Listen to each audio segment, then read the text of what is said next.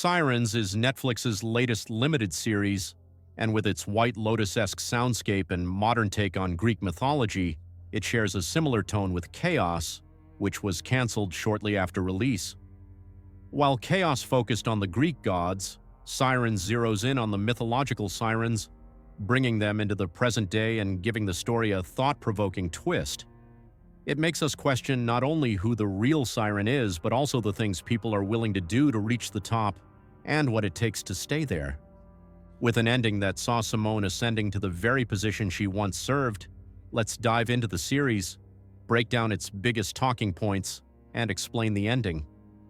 I'll also let you know whether it's worth your time.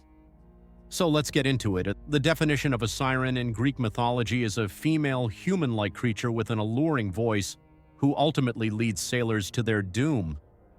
At the start of the show, we're led to believe that the women, most notably Kiki and Simone, are the sirens of this story. But by the end of the series, that interpretation shifts dramatically. Sirens Yes, as a Kiki and Simone determined, wield bright power and talent influence, eager to make but her the source and depth of that power are more complex. In fact, everything seems to loop back to Peter. One of the most powerful lines in the show comes when Kiki's inner circle discusses how they met their partners. "We didn't pursue them, they came to us."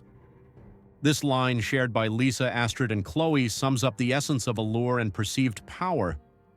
The show explores how simply presenting a lifestyle, luxury, beauty, status, can pull people in.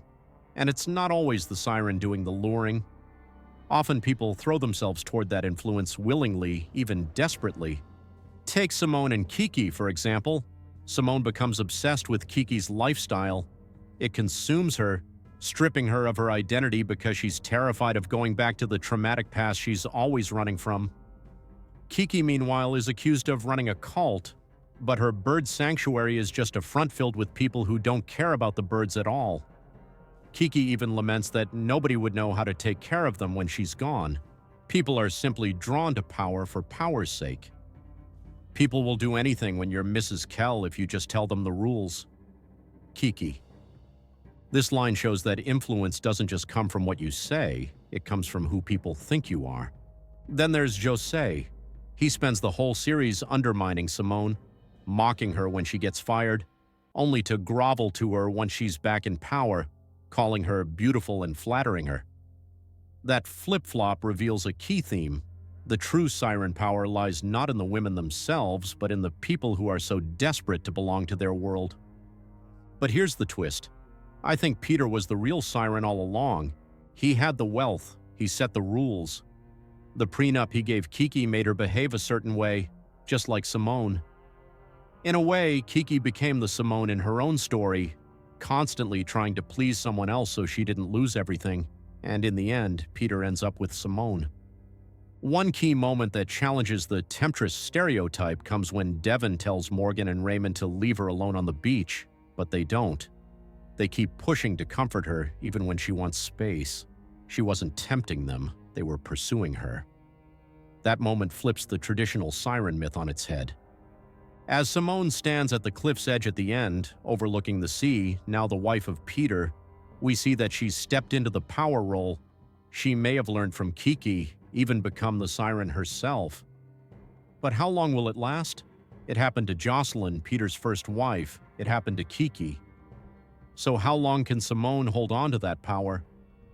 Ultimately, this series shows that power isn't just about who speaks, it's about who listens. People followed Kiki by choice, just as much as they followed her words. And in the end, it wasn't Kiki who had the final say, it was Peter. The illusion of power was just that, an illusion. I thought Sirens was fine. Not groundbreaking in terms of story, but definitely an entertaining watch. What stood out more than the plot were the visuals, the score, and the performances. Keeping the series to just 5 episodes was the right move. It wrapped up naturally and doesn't need a second season. Performances were strong across the board. Megan Fahey as Devon was especially relatable.